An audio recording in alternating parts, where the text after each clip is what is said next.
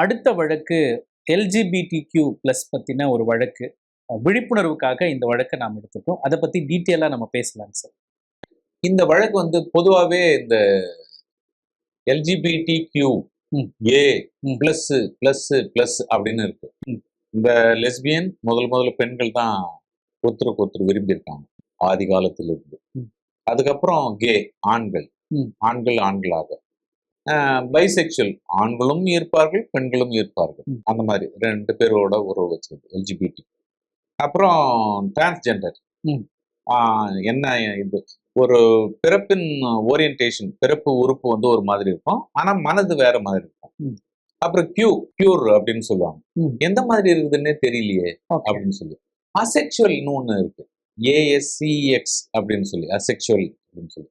அதுல இடையினம் நம்ம இதுக்கு முன்னாடியும் ஒரு ப்ரோக்ராம்ல நம்ம சொன்னோம். இது வரைக்கும் ஆம்பளை அல்லது முழுசும் ஆம்பளையா இருக்கும். ஆனா அந்த ஆம்பளைக்குள் ஒரு கருப்பை இருக்கும்.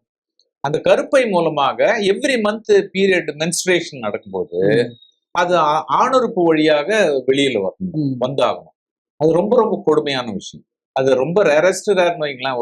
ஒரு கோடியில ஒரு ஆளு அந்த மாதிரி இருக்கு. இந்த செக்ஷுவல் ஓரியன்டேஷன் என்று சொல்லப்படுவது கடவுளால், ஒருவேளை கடவுளை நம்புறவங்களா இருந்தா கடவுளால் கொடுக்கப்பட்டவை.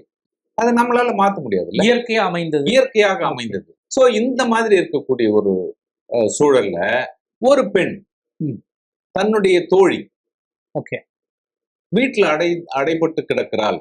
அவங்க அப்பா அம்மா வந்து அடிச்சு துன்புறுத்தி ஒரு ரூம்ல தள்ளி வச்சிருக்காங்க. ஏன் சார்? அதான் ஏதோ ஒரு காரணம்.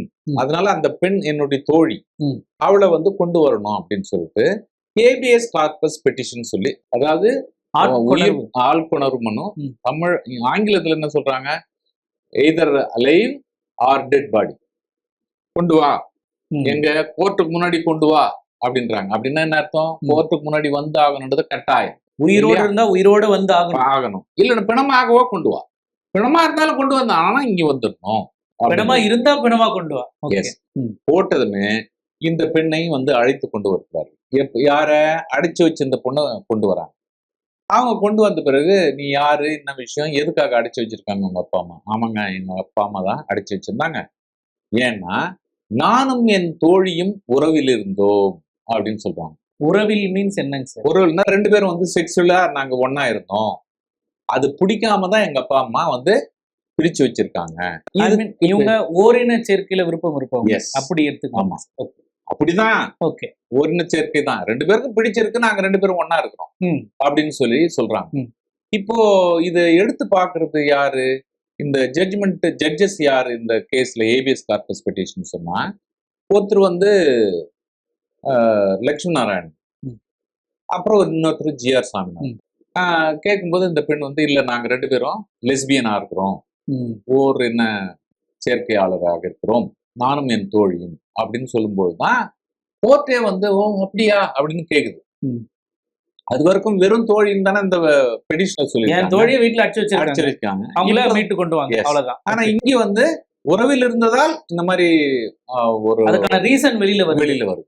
அப்புறம் ஜட்ஜஸ் பார்த்துட்டு, நாங்களும் இதை உணர்ந்து கொள்கிறோம், கோர்ட்டும் உணர்கிறது, உங்களுடைய எண்ணம் எப்படி இருக்கும், உங்களுடைய இது ஆவல் எப்படி இருக்கும்ன்றது நாங்கள் உணர்ந்து கொள்கிறோம். இது சம்பந்தமாக அவர்கள் 2 பேரும் வந்து தாம்பத்தியம் வச்சுக்கிறாங்க, ரைட்டு. ஆனா ஒரு தம்பதியரா இருக்க முடியுமா? அப்படின்னா இருக்க முடியாது இல்ல. இந்தியாவில் ஆணும் பெண்ணும் தான் திருமணம் செய்து கொள்ள முடியும். ஆணுமோ பெண்ணுமோ திருமணம் கிடையாது. அது வெளிநாட்டுல இருக்கு. அதுக்கு என்ன சட்ட வாய்ப்பு தான் இருக்கு சார்? ஒரு 2 பேர் சேர்ந்து வாழணும், அதாவது ஆணும் பெண்ணும் சேர்ந்து வாழணும்னா அதுக்கான சட்ட ரீதியா என்ன வாய்ப்பு இருக்கு? இந்தியாவில் ஒரு வாய்ப்பு இல்லை, ஆனா வாழ்ந்துக்கலாம். அதாவது இது எப்படின்னு சொன்னா, ஒருத்தன் கிணத்துல விழுந்துட்டான், ஐயோ என்ன காப்பாத்துங்க, எனக்கு நீச்சல் தெரியல அப்படின்னு சொன்னா, அவங்க மேல நின்று எனக்கு கூட தான் நீச்சல் தெரியல, நீ ஏன்டா கத்துற அப்படின்ட்டு அவன் பாட்டுக்கு எழுந்து போயிடறான்னு வைங்க. இது குற்றம் அல்ல, இது வந்து சின் அப்படின்னு சொல்லப்படுகிறது. சின்னா பாவம், அதோட சரி. இது குற்றமானா குற்றம் கிடையாது. குற்றம்னா கவர்மெண்டே உள்ள வந்துடும், அவங்க வந்து தண்டிக்கப்படுவார்கள். ஆனா எனக்கு தெரியாது, இன்னும் காப்பாத்தலன்னா அவன் பாட்டுக்கு போறான்னா அவனை வந்து தண்டிக்க முடியாது. அவனுக்கு காப்பாத்தணும்ன்றது சட்ட ரீதியா அவசியம் இல்லை சார்? ஆமா, அவசியம் இல்லை. அதனாலதான் அது பாவமாக கருதப்படுகிறது.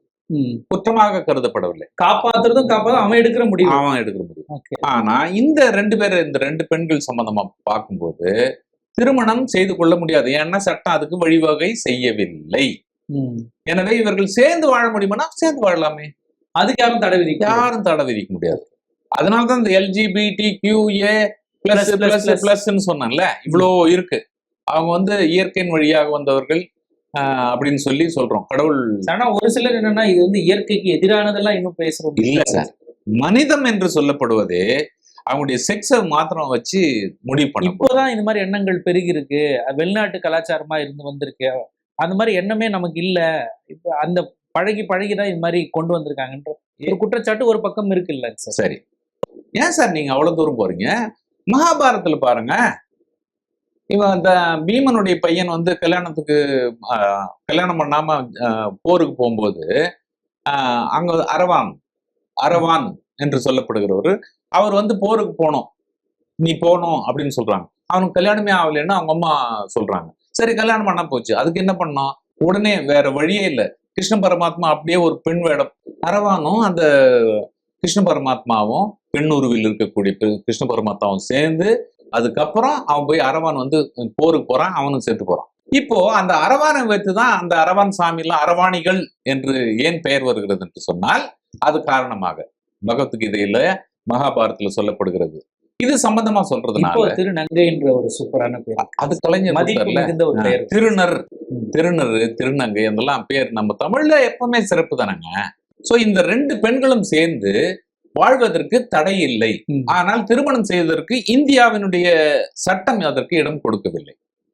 அதுக்கு ஒரு காலம் வரும் கண்டிப்பா ஆகணும்ல. சோ அதனால இந்த ரெண்டு பெண்களும் வாழ்ந்துக்கலாம். நீங்க யாரும் அப்பா அம்மா அவங்கள அச்சுறுத்தல் கூடாது, அடைச்சு வச்சுக்க கூடாது அப்படின்னு சொல்லிட்டு இந்த மாதிரி ஒரு சட்டத்தை கொடுத்திருக்காங்க. இது எப்படி ரெஃபரன்ஸ் கொடுக்குறாங்கன்னா, சுப்ரீம் கோர்ட்டும் இதே மாதிரி ஒரு வழக்குல ஒரு ஜட்ஜ்மெண்ட் கொடுத்தது. அது மாத்திரம் இல்ல, நம்மளே இதுக்கு முன்னாடி பேசியிருக்கோம் நம்ம டிவில நியூஸ் 7ல. ஜஸ்டிஸ் ஆனந்த வெங்கடேஷ் இந்த மாதிரி கிண்டி பக்கத்துலயே என்னமோன்னு நினைக்கிறேன், அந்த பெண் 2 பேரும் ஒன்னா இருந்தாங்க. இவர் ஜட்ஜி வெறும் ஆர்டர் மாத்திரம் கொடுத்துட்டு ஃப்ரீ ஆக்கி விட்டு அந்த பொண்ணை ஃப்ரீ பண்ணுங்க அப்படின்னு சொல்லிட்டு இவர் ஒரு செஷன் ஆஃப் கவுன்சிலிங் உட்கார்றாரு அந்த டாக்டர்ஸோட உட்கார்ந்து. இதுக்கப்புறம் தான் அவர் ஜட்ஜ்மெண்ட்டே கொடுக்குறாரு. அவங்களுடைய நிலை இந்த மாதிரி இருக்கு, அவரை உணர்ந்து கொள்ள வேண்டும் அப்படின்னு சொல்லிட்டு அந்த 2 ஜட்ஜ்மெண்ட்டை கோட் பண்ணிட்டு ஜஸ்டிஸ் GR சுவாமிநாதனும் ஜஸ்டிஸ் லட்சுமி நாராயணன் ஒரு நல்ல தீர்ப்பாக இந்த 2 பெண்களுக்கு வழங்கியிருக்கிறார் அப்படின்னு நம்ம சொல்லலாம். அப்ப இது போன்ற LGBTQ+ திருமணம் ஆகவில்லை என்றாலும் சேர்ந்து வாழ்வதற்கான உரிமை இந்த தீர்ப்பின் மூலமா உறுதி செய்யப்பட்டிருக்கிறது. சுப்ரீம் கோர்ட்லயும் சொல்லப்படுது, ஹை கோர்ட்லயும் சொல்லப்படுது. குடும்பமா அங்க வாழலாம், யாரும் தடுக்க முடியாது, சேர்ந்து வாழலாம்.